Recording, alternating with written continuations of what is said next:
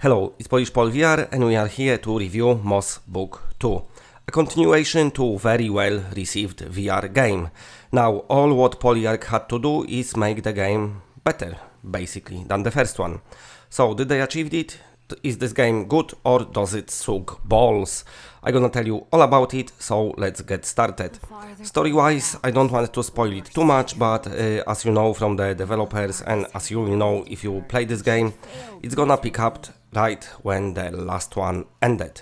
And then you're gonna begin yet another adventure with Quill, a very nice character, which is super awesomely animated. It's just like some sort of virtual reality animation with the very high Hollywood style quality production values, because that's how greatly animated this character is, and other characters as well. But anyway, moving on, let's speak a bit about the graphics. If you like looks of Moss 1 and think they are been looking very good, then here is some good news for you, because this looks like Moss 1, but on a much grander scale. The developers rendering some awesome environments, truly breathtaking. I really liked all of it. There was not a moment when I didn't go in my brain like, wow, this is quite good. Also, this game does another thing good, which is surprises.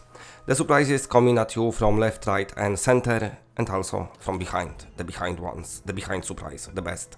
But anyway, I don't want to spoil it too much. There is part of game I just won't show you. Takes very kind of cool turn. So I'm gonna keep it to myself. If you're gonna play it, then you can check it out for yourself.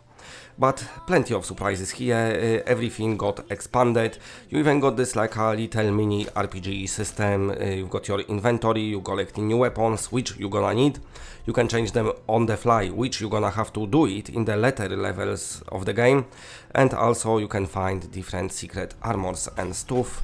So very nice world to explore. Now speaking about exploring this world and finding stuff, you can go back in the places.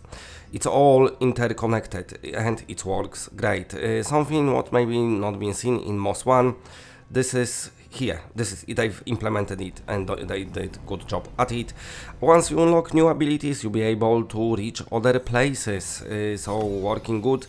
But also it's not one of those games when you'll be like, okay, where do I go next? It's very nicely laid out, which just screams to the developers that they did very good world design, because you can travel from this world back and forth without getting lost. So once again, hands and pants off for that. Now, voice acting, same as in first one, brilliant. Music, also, I don't want it to expand too much. All gives you this atmosphere of this fairy tale what you experiencing in virtual reality. Now let's speak a bit about few bugs I've had. There was one scroll I couldn't pick up for some reason, and also there is one bug that been reappearing quite few times, which is your character basically just freezing and you cannot do note and you have to restart from last checkpoint. So at least it's good thing that this option is there. Nothing, like too game breaking, but a few times, it's happened and it can be a bit of an inconvenience. The game supports multiple saves, so you can start multiple different games. As in first one, you've got loads of collectibles, you've got your dust, you've got your scrolls, so it's all here, the game encouraging replayability. When it comes to the controls, of course you'll be using your DualShock 4. You've got this motion control, so it's tracked by light, so make sure your camera is not above you, as for most games, but kind of on your DualShock level. That's when you're gonna get the best tracking in this game, but the game tells you that at the beginning anyway. Speaking of the beginning, the game got very nice progression of the difficulty, let's say. Perfectly balanced, so things starting alright, slowly getting most difficult, and then you end in the game with some awesome epic set pieces. They took a page from the Uncharted and also Mario games book, because if you play in Mario, it's getting strange, weird, the developers' creativity is awesome, and that's what's happening in Moss as well. Once again, I don't want to spoil it too much for you, but if you play it, you're gonna experience it for yourself. When it comes to the gameplay time, it took me about just under 6 hours to complete the game, but that's without collecting all the scrolls and all the dust fragments, so there is replayability there, but also I finished it, I want to play it all over again. And also, after the ending, they teasing another Moss game, so hopefully that will happen. It's a shame that it's come out so late in the PlayStation VR lifespan, because, you know, PSVR is quite old, but I don't know how many people, how many active players is there, but hopefully enough to give the developers loads of money to make another Moss game, because this one is truly awesome. So, the king of the platformers on PlayStation VR was Astrobot, and then it was Moss on the second place, in my views. Now, the things has changed, because Moss Book 2 is hands down the best platformer on PSVR, probably the best platformer I ever played on any VR headset, and one of the best games I ever experienced. It's just amazing.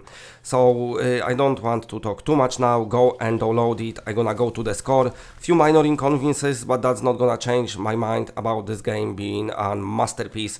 I'm giving it 10 out of 10, and actually I've had 10 out of 10 before. I'm giving it 10.5 out of 10, because the game is awesome, it's a must buy, and it's just a great adventure. If you didn't use your PSVR for a while, go and dust it off, because it's well worth it. And before I go, big shout out to all the patrons. You are all awesome, and that's it, bye.